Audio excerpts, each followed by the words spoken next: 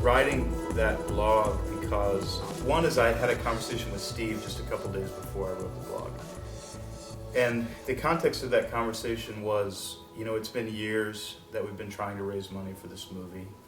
And we had put the efforts to raise the money for the movie into the hands of a corporation that was good at what they do, but because of the recession was just having trouble. But it was also people who were twice removed from the narrative of actually creating the story and living the story, and we just didn't know them very well. And that didn't feel right, and so I told Steve, I said, the story of our fundraising isn't a great story. Little did I know that would be where God, where you guys would step in and create a story that is equally as magical as the writing of the story or the story itself. Well, it started just because I follow some blogs online, and Don's was one of them. Read Don's blog one day, and there was one line that stuck out, and it said, "Seems conservative old white guys don't want to fund this kind of movie." I thought, well, of course they don't, because it's not made for them. Blue Like Jazz, the book, it was kind of an anomaly in itself how it became popular, at least the way that I remember it, is I was on a college campus, and all of a sudden people are just handing around this book. And it was word of mouth because people cared about it. And I said, that's the exact same way this movie needs to happen. And so I emailed Zach. I said, listen, I think this is ridiculous, and I think we could actually make the money to fund this film. I said, read the blog, tell me what you think. And I sent him a text, and so he went and read the blog first. And then he emailed me back. He said, I would have said the exact same thing. Let's do it. I mean, we stayed up all night that night in his garage just doing whiteboards and sticky notes and legal pads and crafting this whole thing out. And when Steve actually came over to my house, and we had a conference call with Don, and got to just kind of, explain the idea in person.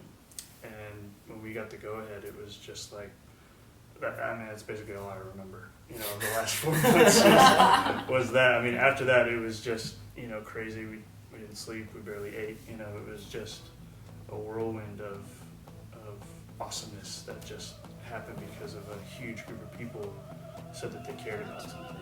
I think what we both recognized was that we didn't have this genius idea. There was tons of comments on the blog saying, I'll give $20, I'll give up, a week's worth of going out. Like, there's so many people that had already said the same thing we were saying, but it was just, they all needed some guidance on where to actually put it. And so that's why we knew we weren't totally because somebody else was thinking the same thing we were.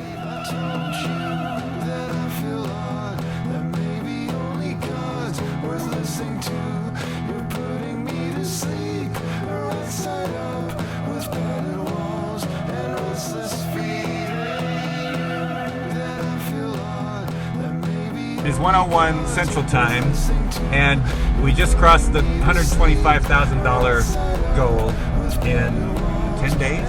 10 days. And I'm a little speechless. $125,000 in 10 days. That's incredible. I'm so honored. Hi everyone, this is Susan Isaacs, and I'm taking a break from Facebook to tell you thank you.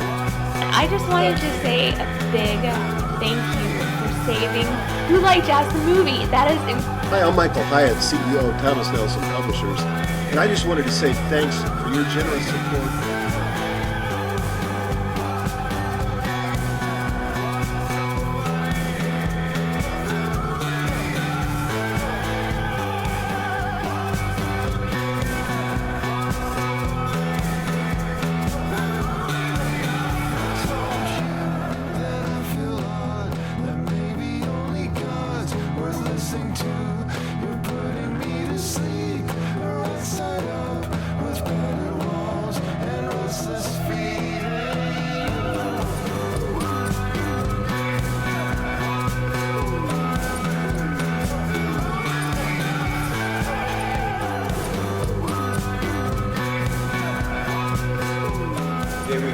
Crossed the line for $125,000. Steve and I were going to our favorite Vietnamese restaurant, and we crossed it. And he was like, "Wow, buddy, this isn't our movie anymore." This is everybody's movie. Right. You know, it's not Don's, it's not mine, it's not yours. It's everybody's movie. So that was a pretty beautiful moment.